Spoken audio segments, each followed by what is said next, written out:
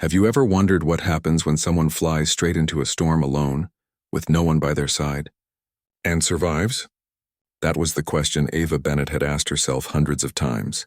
Not just about skill or courage, but about survival. About her own worth in a room full of doubtful eyes and constant whispers. Ava stepped into the briefing room, her hand brushing the heavy weight of her military jacket laden with memories.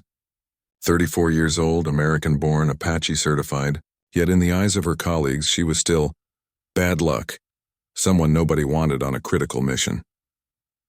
Her hand slid into her pocket, fingers curling around an old coin, the last relic from her former squadron where comrades never returned. The coin felt warm in her palm, reminding her of responsibility and the pain she had endured. Every time she thought of those lost, her heart ached, but it also fueled her drive to prove one thing. She not only survived, she could prevail. Ava remained silent. Her gaze swept across the room, noting fresh recruits eager to prove themselves and experienced pilots who had never faced true loss. They spoke in numbers, flight hours, mission successes, confirmed kills. Ava spoke in ghosts, images and echoes of lost missions, of team members who never came home. Try flying into the red zone without shedding a tear, Sergeant Dalton's teasing voice broke the quiet. Ava merely nodded in silence. She knew that in this place everyone sought to prove themselves, but few could comprehend the pressure that ghosts of the past imposed. That pressure didn't come from commanders, nor from colleagues. It came from within, confronting fear, failure, and the proximity of death itself. In her mind, the scene played out. A smoky morning, Apache 441 Bravo slicing through tracer fire, sand and debris whipped by rotor wash. 8 soldiers trapped below, no time to hesitate. Ava had to decide, follow protocol or fly solo to save lives. That choice had defined her, a scar unseen but profound, reminding her that sometimes survival is the ultimate act of courage. The briefing room was cold, sterile. Ava sensed the cautious glances, the mix of admiration and doubt. She saw the eyes of pilots untested in the field who had never been so close to death. They could not understand the loneliness of flying into a combat zone alone, nor the sensation of every decision weighing like lead. But Ava was used to it. She had learned to turn fear into determination, past pain into strength, and silence into armor. As everyone filed out, Ava lingered, thoughts pressing in. She stepped to the window, staring at the Apache resting on the tarmac, its silhouette sharp under the late afternoon sun. Something reflected in that metal, a part of herself difficult to describe yet unmistakably real. A part had died, another had been forged. Her phone buzzed. A message from her sister. "Mom asks when you're coming home. Are you okay?" Ava looked at the screen, a strange pang of longing stirring in her chest. Home? The place she had learned to fly, where her father had taught her that machines respond to confidence, not fear, where nobody questioned a woman in the cockpit. Now, home seemed distant, almost unreal. She picked up the coin from the floor, light glinting off its surface. It was no longer a burden. It was proof of survival and resilience. She inhaled deeply, feeling her pulse sink with the hum of 441 Bravo, knowing that tomorrow would bring another challenge, but she was ready. Because Ava Bennett had learned one thing. Stories don't end at the most dangerous moment. They begin there. Sometimes you don't realize you're walking straight into hell until it swallows you whole. Ava Bennett still remembered that night. The night that earned her the name, the survivor of Bravo 441. No one ever told the story, right? Because only one person came back. And that person was her. The sky that night was pitch black, no moon, no stars. The command post had just received word. A group of soldiers were trapped deep inside enemy territory near the outskirts of Kandahar. The access route was destroyed. Anti-aircraft fire was everywhere. Everyone in the room knew this mission was suicide. Ava sat in silence, rolling the cold metal coin between her fingers. The icy touch steadied her heartbeat, slow even, deliberate. On the table, the map lay unfolded. The commander's voice cut through the tension. "No one is required to go. This is a volunteer mission." The room went dead quiet. 1 hour passed. Then another. No one spoke. Finally, Ava stood. Her voice was calm but firm, and every head turned toward her. "I'll go." She didn't need to hear what they were thinking. Her again? But she no longer cared. She wasn't chasing approval. She just wanted to prove that the ones who died that day hadn't died for nothing. The Apache roared to life, its engines screaming like a beast awakened. Wind whipped across the landing pad, sending sand flying into the air. Ava climbed into the cockpit, the red instrument light glowing against her determined face. From the radio, a voice came through. "1 Bravo. Confirm ready for takeoff." She inhaled. 41 Bravo ready. The rotors spun faster and faster. The helicopter lifted, shuddering before it steadied midair. Through the faint light of the moon, Ava felt the weight of solitude settle in. No co-pilot, no backup, no voice beside her. Just her and the machine, heading straight into war. The first 10 minutes were calm, deceptively calm. Then the radar began to flicker. Static hissed. Enemy fire lit up the horizon, streaks of red and orange tearing across the sky. Ava tilted sharply, dodging each tracer with precision born from instinct and muscle memory. Her pulse raced. Her breath hitched. But her eyes never wavered. A stray shell scraped the side of the fuselage, leaving behind a charred scar. Ava gritted her teeth. "Come on, Bravo. Stay with me." Her father's words echoed in her head. "Never let fear take the controls from you." And she didn't. She dropped altitude, catching sight of smoke billowing from a crumbled building. Through the thermal camera, 8 heat signatures glowed faintly, all wounded. There was no time left. She pressed the radio. "This is Bravo 441. I've got visual on them." Descending to extract silence. Only static replied. The line was dead. Ava knew what that meant. She was completely alone. The Apache tilted hard. Dust and debris exploded upward, clouding her vision.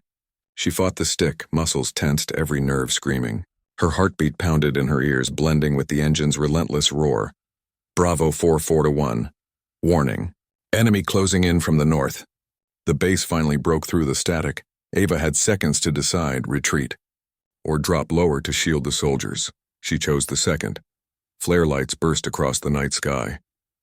Enemy rounds sliced through the dark. Ava fired. Twin rockets streaked down, detonating in a thunder of light. Flames consumed the horizon. For a moment, the world became a storm of chaos and fire. "Go. Move now," she shouted into the comms. "I've got your back." A weak voice answered. "You'll never make it out." Ava smiled faintly, lips trembling. "I'm not planning to." When the Apache took the hit, it all happened in seconds. A violent explosion, alarms blaring, the helicopter lurched, spinning out of control. Ava pulled the stick with everything she had, fighting gravity, but the rotor clipped a rooftop. Flames burst inside the cockpit. The smell of burning metal filled her lungs. In that split second, between life and death, one thought crossed her mind. I did it. Then, darkness.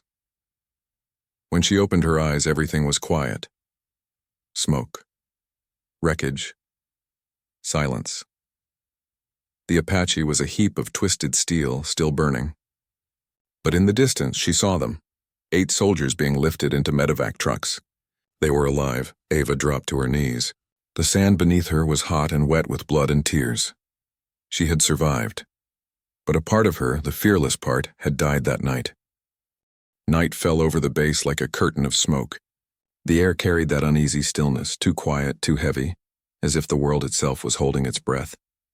Ava Bennett sat in the cockpit, eyes fixed on the distant horizon where thunderclouds glowed faintly, like embers in the dark. The mission had been delayed 3 times already due to bad weather, but orders just came through. Proceed. Immediate extraction. Civilian convoy under fire. Ava didn't even blink. She'd been through worse. But something in her chest, an instinct she had learned never to ignore, tightened. "Ma'am, radar's unstable." "That storm's not on the forecast," said Cooper, her young co-pilot, voice trembling slightly. "I know," Ava replied, eyes narrowing. "But they're out there. We move." The rotors screamed to life, slicing through the heavy air as the Apache lifted off. Rain slapped the windshield, lightning tore open the clouds. The storm had arrived faster than anyone expected. Inside the cockpit, every second stretched like an eternity. Cooper's hands trembled on the controls. "Visibility's gone. Instruments are flickering." Ava's tone cut sharp through the chaos. "Stay on my mark. Don't fight the wind, ride with it." Her voice, steady, cold, yet somehow reassuring, anchored the young pilot back to reality. She'd been in storms before, both in the sky and in life. The trick wasn't to resist, it was to adapt. Suddenly, a flash of light streaked across the sky. Then another, this time closer. Not lightning, missiles, flare out. Countermeasures now, Ava barked. Cooper hit the switch. Flares shot out, igniting the rain with bursts of fire. The Apache tilted hard left, dodging the first missile. The second exploded nearby, rattling the entire chopper. Alarms screamed. Red lights flooded the cockpit. Ava's hand slammed the controls, stabilizing the aircraft by pure instinct. Her mind raced. Someone set this up. The coordinates they were given weren't random. They were a trap. Through the noise, she caught a flicker on the radar, a friendly signal. Then static, then nothing. Command, this is 441 Bravo, we're taking fire. Repeat, ambushed at extraction zone. She shouted into the comms. No response. Just silence, the kind that eats at your sanity. Ava clenched her jaw. Cooper, listen to me. If we lose power, we'll drop into the canyon. You eject, you hear me? What about you? He stammered. I'm not leaving this bird. That's when the third missile hit. The impact sent the helicopter spinning, instruments shattering, alarms blaring. The world became a blur of smoke, flame, and metal. Ava's body slammed against the seatbelt, her vision fading to white. Then, nothing. When she opened her eyes, everything was silent. The storm had passed, or maybe she was just deaf to it. The Apache lay mangled in a ravine, flames licking the wreckage. She could barely move, but her first thought wasn't of herself. Cooper? A faint groan answered her. He was alive, but trapped. Ava crawled through twisted metal, blood dripping down her forehead, lungs burning from smoke. She tore off her gloves, using bare hands to pry open a jammed hatch. The heat seared her skin. Don't you dare pass out on me, she whispered, pulling him free. They staggered into the rain, collapsing a few meters from the wreck. Above them, lightning still cracked the sky, but somewhere beyond that chaos, dawn was breaking.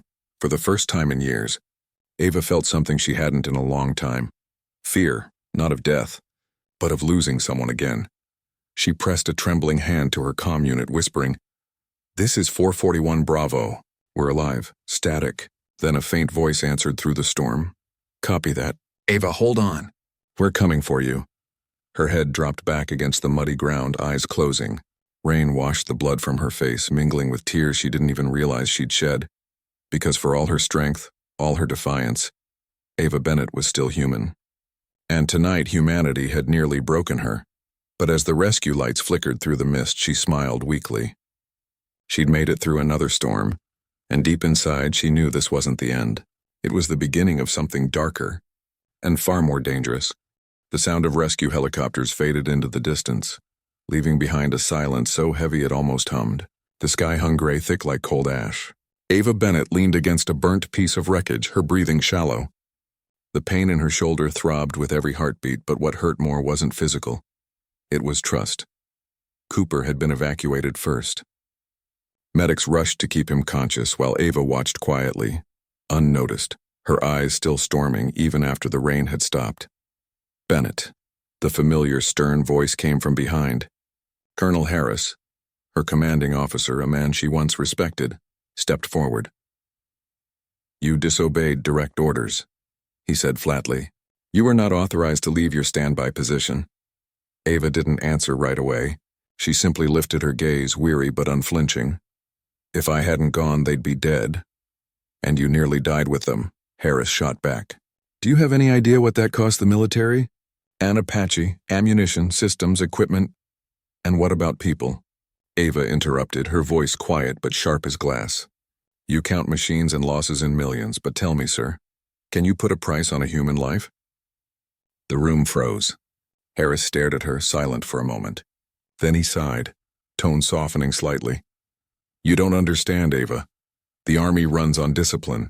If everyone acted like you, there'd be chaos. No, sir, she said, her eyes steady and cold. If everyone stayed silent like you, no one would survive. That stopped him. He didn't respond, just turned and walked away. The door closed, leaving Ava alone in the sterile, fluorescent light. She clenched the coin in her palm. It grew warm, as if carrying all the moments she had crossed between life and death. Outside, the wind picked up again, carrying the faint scent of smoke and fuel. Amid the wreckage and regret, Ava felt something unexpected: release. That night, she was moved to medical isolation for evaluation. Under the dim fluorescent light, Ava caught her reflection in the mirror: sunburnt skin, a cut trailing across her cheek, eyes darkened from sleepless nights, yet within them there still burned a quiet fire, faint but alive. Cooper woke up after surgery. Through the glass panel, he caught sight of her and managed a tired smile. "Thank you for not leaving me behind." Ava nodded lightly. "Don't thank me. I just did what anyone should." But deep down she knew it wasn't just duty. It was atonement for the one she couldn't save, for the choices that still haunted her every time she closed her eyes. A few days later, a letter appeared on her desk. No sender. Just a single line written in rough ink. The crash wasn't weather. Someone changed the coordinates. Ava stared at it for a long time. Her fingers brushed the paper's edge, a chill crawling up her spine. She read the line again. Then quietly, she folded the paper and slipped it into her jacket. Something bigger was moving beneath the surface. Something dangerous. And she knew that if she didn't uncover it herself, the truth would vanish again, buried under tactical error reports and silence. That night, the base gleamed with searchlights cutting through the fog. Ava walked slowly across the tarmac, eyes lifting toward the night sky. Once filled with thunder, now eerily calm. In her mind, she heard her father's voice, echoing like a memory carried on the wind. "When you fly, don't fear the storm. Fear the moment the wind stops blowing." She closed her eyes. The night air brushed against her face, and cold, metallic, sharp. The kind of air that carried secrets. When she opened her eyes again, determination flickered in them like a blade catching light. "If this is the next storm," she whispered, "then I'll be the one to fly through it." And with that, Ava Bennett turned away from the floodlights and walked into the dark. No longer just a pilot, no longer just a survivor. Now she was a seeker of truth. The night at the military base was eerily quiet. The dim yellow light stretched along the corridor, reflecting Ava Bennett's shadow on the cold metal floor. Each step she took echoed sharply and steadily, but inside her heart was pounding like war drums. She had read that note dozens of times. Someone changed the coordinates. A single sentence, yet enough to shatter everything she once believed in. Ava opened her laptop, connecting to the internal security network. Her fingers flew across the keyboard, entering the access code for Flight Unit 441 Bravo. The mission map appeared on screen. Every coordinate, every flight path, every communication log. And then, she saw it. A small detail that only someone who had once operated the system could recognize. The coordinates had been updated 5 minutes before takeoff. The one who made the change, Unit 17 Command Override. Command Override, a directive from higher command, overriding pilot authority. Ava froze. Her hands trembled, not from fear but from rage. Rage because they knew. Rage because they sent her straight into a trap.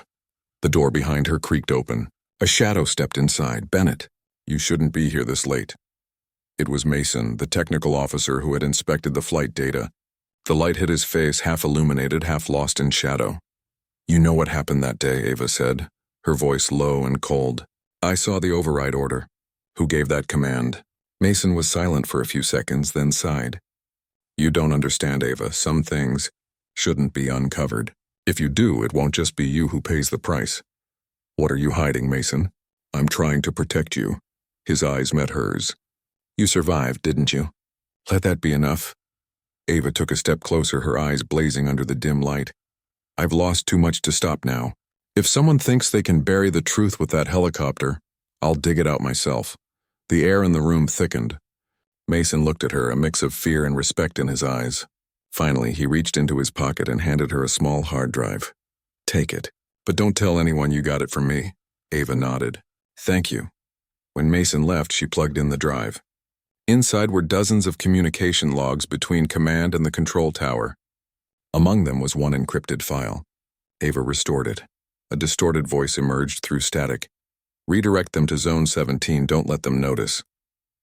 If necessary, handle it afterward." Ava's heart clenched. Zone 17.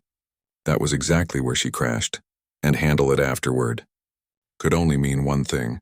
They never planned for her to make it back alive. That night, Ava sat on her bunk in isolation. The moonlight filtered through the bars of the window, glinting on the old coin in her hand. It was no longer a symbol of memory. It was a promise. She pulled out her phone and typed a message to someone she never thought she'd contact again. "We need to talk." About Zone 17. 10 minutes later, a reply appeared. Midnight. Old storage hangar. Come alone. The night wind was cold and sharp. Ava put on her jacket, hid the drive in her pocket, and stepped out of the barracks. The guard post was quiet. Her boots echoed on the concrete as she made her way through the shadows. In the distance, the old hangar stood dark and silent. She pushed the door open. The air inside was damp and smelled of rust. A figure waited in the darkness. As she approached, the face came into view. "Colonel Harris, you really don't know when to quit," he said in a gravelly voice. "I hoped you'd be smarter than this." Ava clenched her fists. "You're the one who changed the coordinates, aren't you?" Harris didn't answer. He smiled. A crooked, venomous smile. "You think I wanted you dead, Bennett? No, I just needed you, not to find what you shouldn't." "So it's true," Ava whispered. "You turned a rescue mission into a trap." "You don't understand," he said, stepping closer, his voice slithering through the dark. "Zone 17 is off limits for a reason. What's there is worth more than your life." "What is it?" "Something the government would kill to protect." He drew his sidearm and the steel gleamed under the faint light. "So, Bennett, will you go back to being the fallen hero? Or should I make you disappear for real?" Ava stood frozen. For a heartbeat, everything was silent. Then, click. A small sound broke the tension, not from his gun, but from the recorder in her pocket. Switched on the moment she entered, she looked up, eyes sharp as blades. "I think you've said enough, Colonel." Outside, the whir of helicopter rotors filled the air, searchlights cutting across the hangar windows. Harris flinched, turning his head, but Ava was already stepping back, her hand resting on her holster. "The game's over." "Colonel." She walked away without looking back. Behind her, Harris's furious shouts echoed into the night, swallowed by the roaring wind. Above, a rescue helicopter swept past, but this time, its light was not a signal of chaos. It was the beginning of the truth. Ava tightened her grip on the old coin and looked up at the dark sky slowly turning pale. "The storm isn't over yet," she whispered. "It's only just begun."